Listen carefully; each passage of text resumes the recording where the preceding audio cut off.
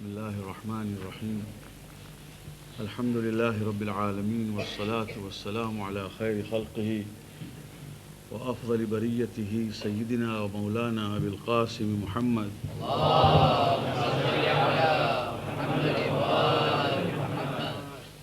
وعلى أهل بيته الطيبين الطاهرين المعصومين أما بعد السلام عليكم ورحمة الله وبركاته.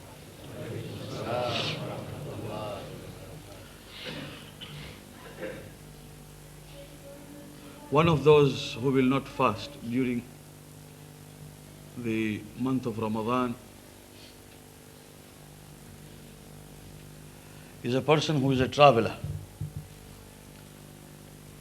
Now, in the terminology of Islam, he is called a musafir, one on a journey or one a traveler. Before we discuss about the fasting, or rather the rules which are connected with the fasting, we must first understand who is a traveler in Sharia and when does traveling actually begin.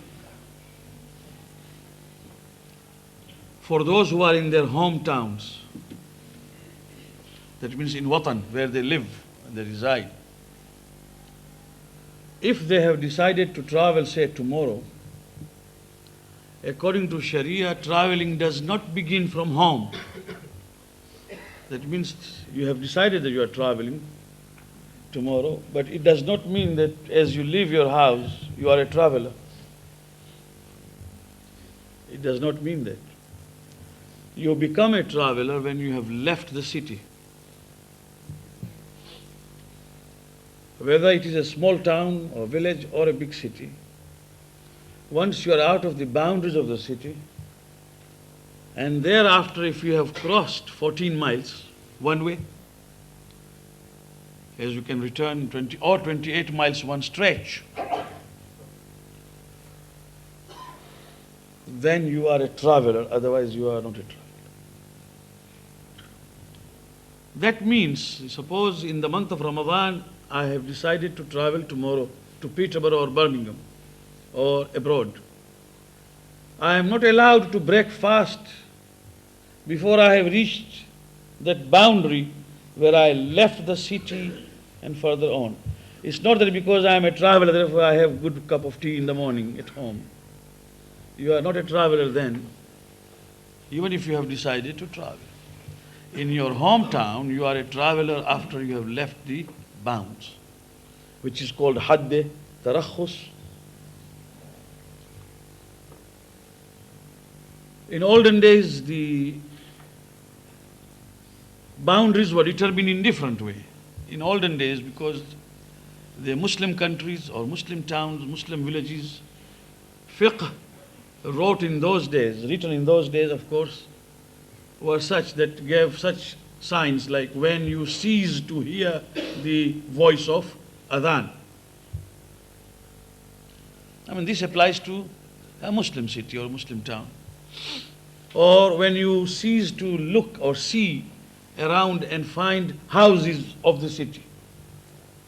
But in the cases of big cities like London and Tehran or Bombay or Los Angeles and things like that, this does not apply. So it has got to be when you leave the boundary of a city.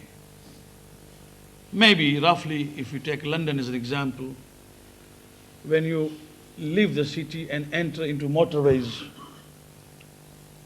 or when you leave a borough and enter into another shire or borough, you are out of your city. Or where it is now said is out of London, it's not in London, then that can be also called out of boundary. In that case, if you have reached that place and traveled 28 miles for stretch or 14 miles going and 14 miles coming, then you are a traveler, otherwise you are not a traveler. That is one thing. Second thing is that it must be halal journey and not haram journey. God forbid if someone has undertaken a journey which is for haram purpose. Now, how to explain that? There was a time when people traveled to see a particular picture released. Say they travel from Mombasa to Moshi, or from Moshi to Mombasa on one weekend to see a particular cinema picture which has been released in Mombasa. Now the purpose is to go and see that particular picture. So the purpose is haram, and therefore the safar is safar haram. Or if a person is traveling knowing full well that he is going to give a false witness. The court case is, say, away from here in Peterborough or Birmingham or Leeds, and he knows that he's going to be a false witness. That safar is safar haram. God forbid, for murder, for theft, for whatever. When the purpose is for that, then that becomes safar haram. Remember, there is a difference. If a person commits a sin in his journey or during traveling, that is not safar haram, because the purpose was not that. Therefore, you must distinguish between the two. If the purpose and niyyat is haram, that safar is haram, and therefore you are not a musafir. That means even if you stay there for less than 10 days, you will pray full. There is no qasr for such musafir. 2. Third thing is that you must not be kathirus safar. That means traveling very frequently. Or traveling must not be your vocation. A driver, a conductor, a pilot, or a captain of a ship, or one who drives the cabs or whatever. These people who travel and traveling is their vocation. These people in Sharia are not travelers because they have got their own vocation. Salesman who has to travel quite often to sell is not kathirus safar. That means he has to break the fast and also pray qasr if he goes beyond. Merely traveling once a week or 2 times a week does not make you kathirus safar. Then there is a community which is called nomads, or gypsies rather, who don't have any fixed abode. They travel all the time. In Farsi we call them khana badosh. Khana badosh means one who has a house on his shoulder. That means he doesn't have a fixed abode. He's always on the move. It's called a nomad. Nomad is never a musafir. Wherever he goes, he will pray.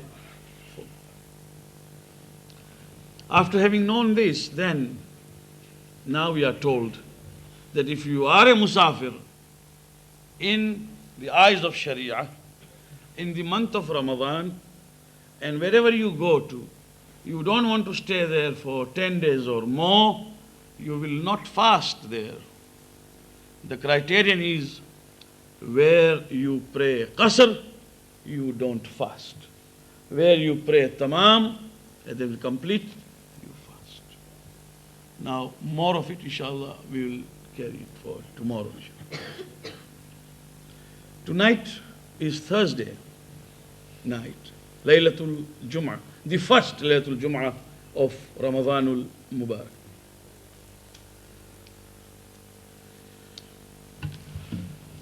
We would have been happy if there would have been Dua Tawassul tonight also, because we have missed Dua Tawassul on the night for which it is actually, Sharia has actually said.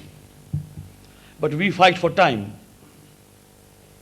But more than time, it is Dua Tawassul which was important for Thursday night. Inshallah ta'ala, we will see that we don't miss it in the next Thursdays. Because it's not a matter of time. Time doesn't come every time. And nobody knows how long we are going to live. And we don't know whether, say, next Ramadan we will be alive or we will be dead. But Tawassul is something which we don't know what it is. The only dua which has got 14 names of Ma'asumeen, and through them we say, Ya Allah, forgive our sins and fulfill our wishes, because we have cited the names. The equal of them we don't have and nobody has.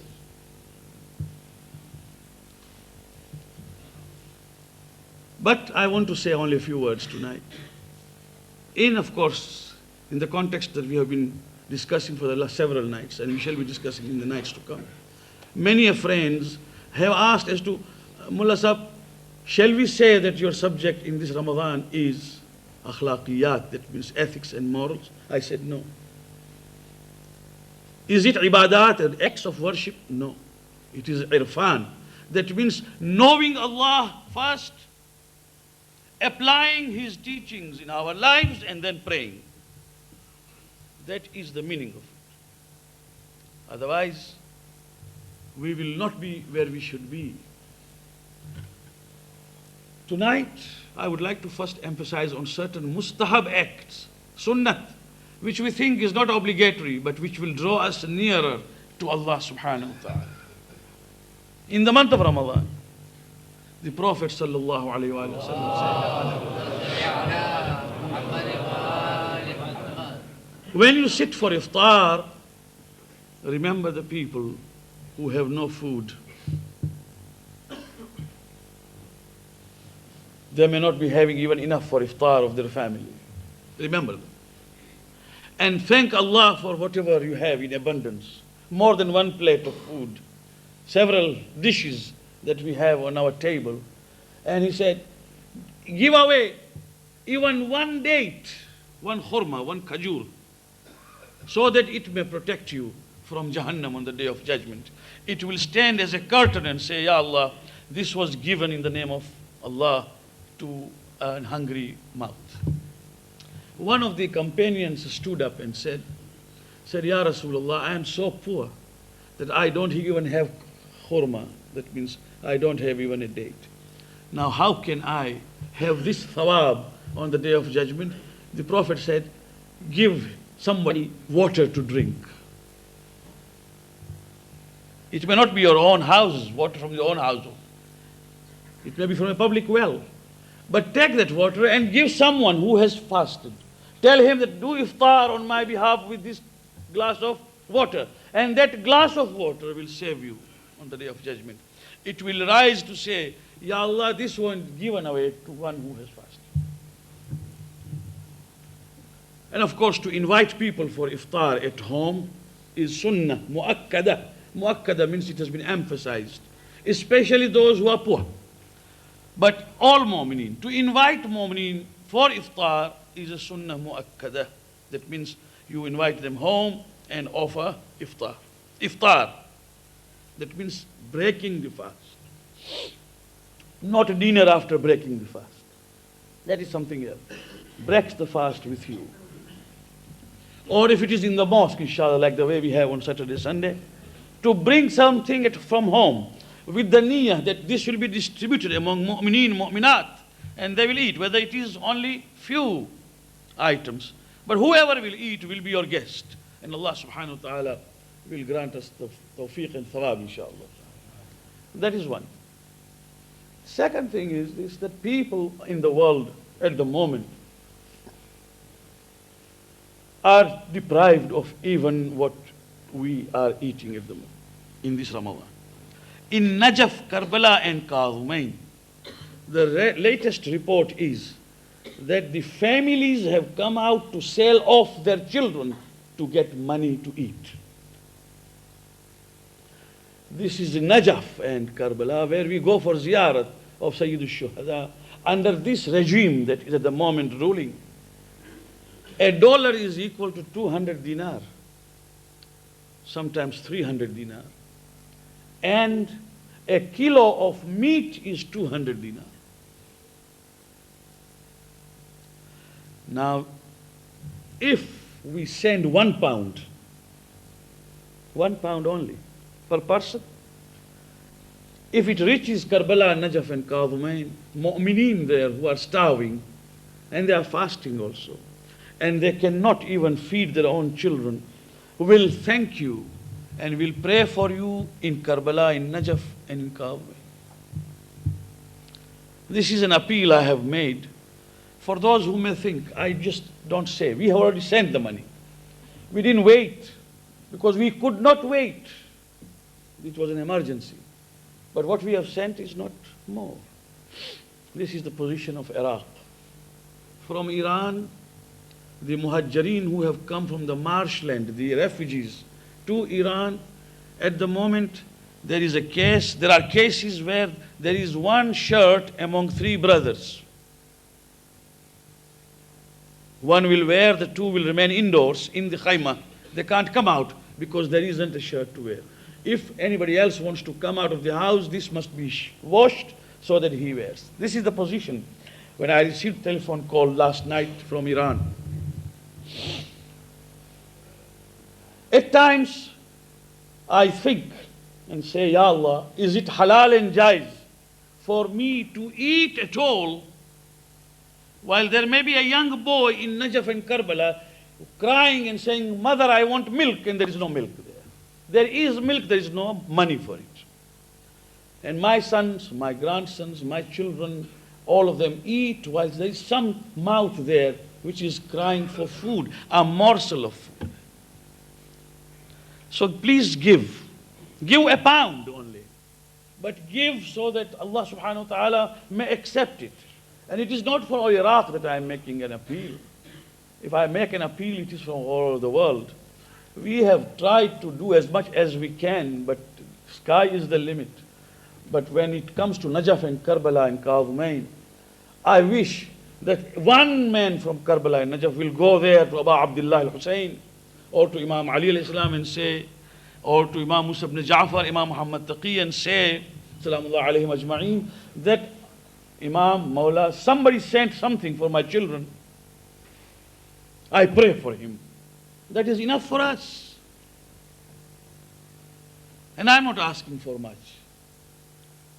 But it must be the Ramadan, and we have ways of sending it through the World Federation, through our Jamaat, all together, but always centralized so that it reaches in time and it reaches in the proper hands.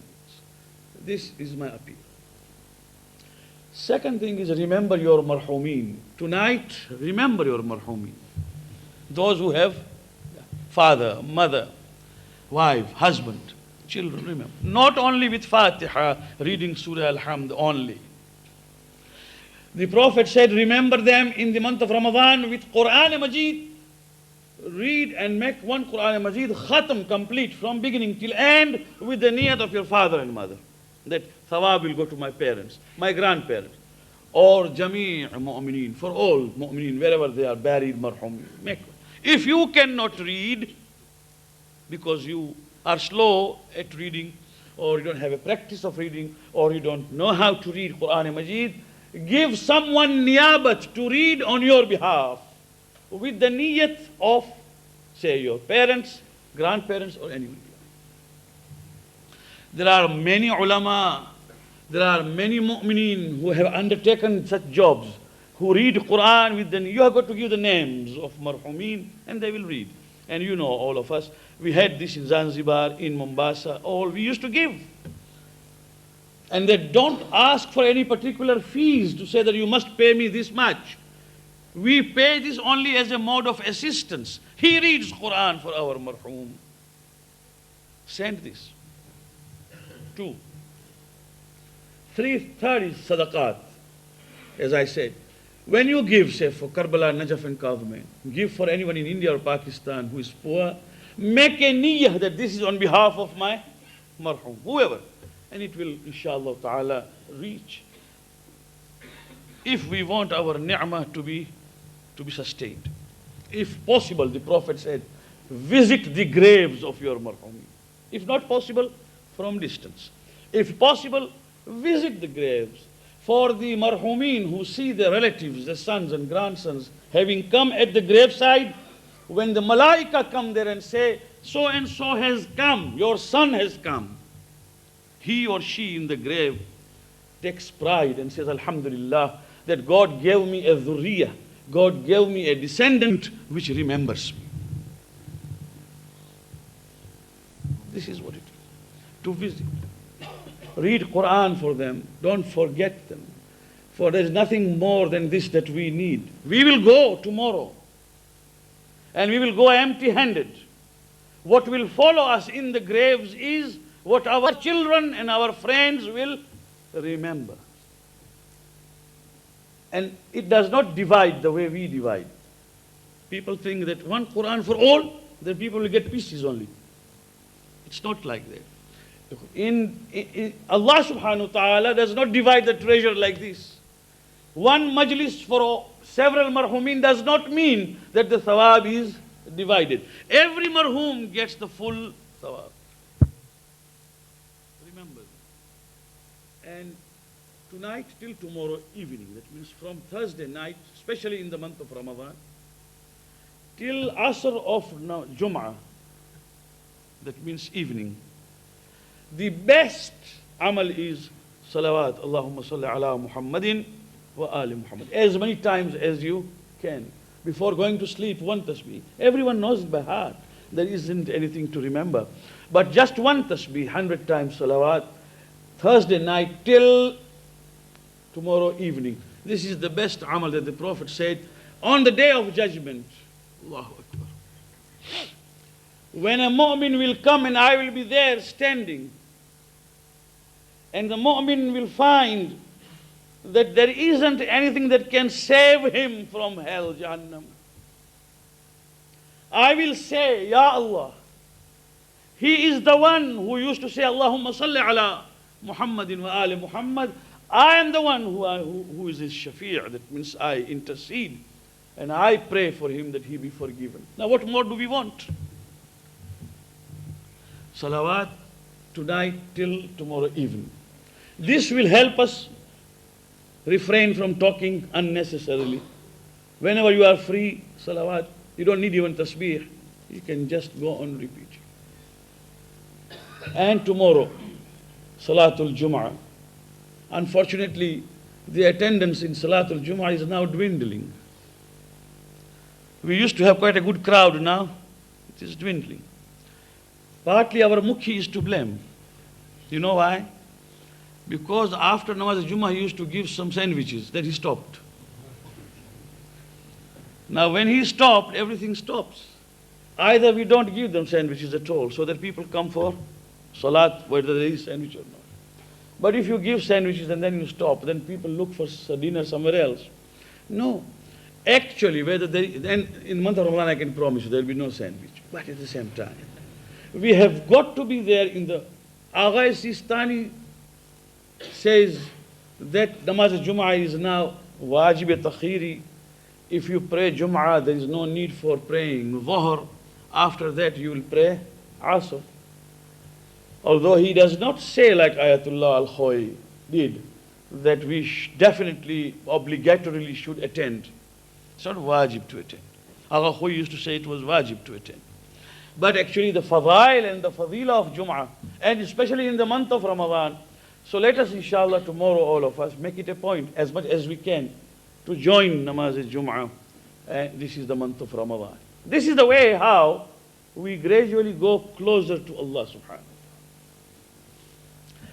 Not only to Allah subhanahu wa ta'ala, but when our a'mal become acceptable, Imam al-Zamana salawatullah salamu alayhi wa sallam. And what do we want? We want Imam al-Zaman alayhi salam to be a witness to what we are doing. That's all. Said Hassan Shirazi, who was killed in Beirut about 6-7 years ago, has a book called Kalimatul Mahdi alayhi salam. A book in which he has reported a hadith of our 12th Imam. In his preface, he writes that when I was in the prison of Saddam years ago, before Saddam he was in prison, but in the Ba'athist party. We know this, that Said Hassan Shirazi was the first alim to be detained by the Ba'athist. His beard was shaved and his nails were pulled out.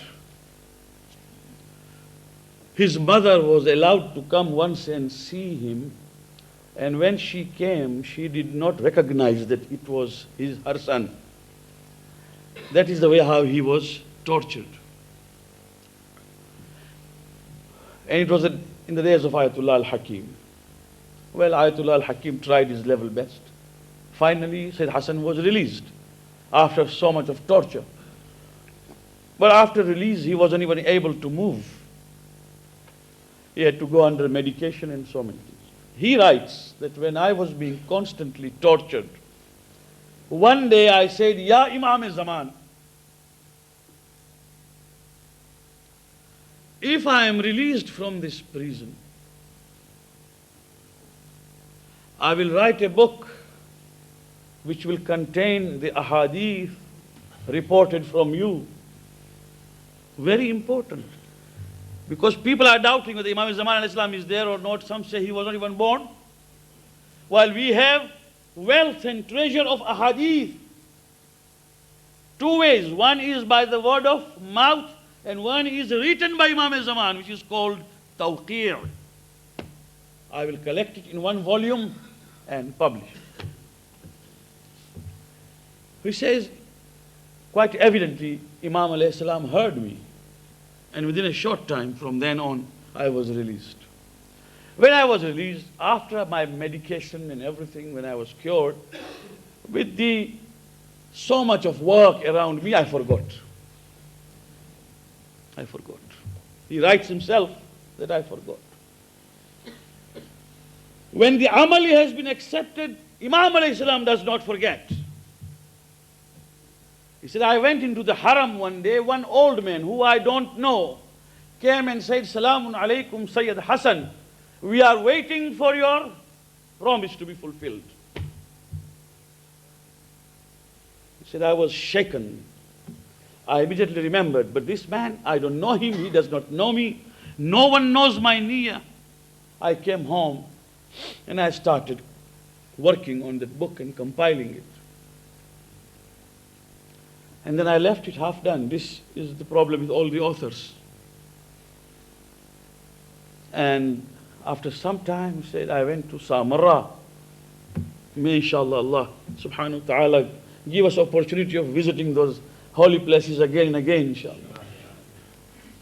There in Masjid al-Sahla, I saw another young man who came and said, Agha, you have started fulfilling the promise, but you have left it incomplete. We are waiting for it. So when he said that, I came home with the firm determination that no other work I must complete. He completed that work, which of course is published. I have a copy of it in my own personal library. The name is Kalimatul Imam al-Mahdi alayhi salam. He says, once it is finished and it was published, one night as I slept, I saw a handsome, tall person come to me, and he was so impressive personality. I thought he was my Imam. In the dream, he said, Sayyid Hassan, thank you very much for the valuable work that you have completed. It is an authority over those who are doubting.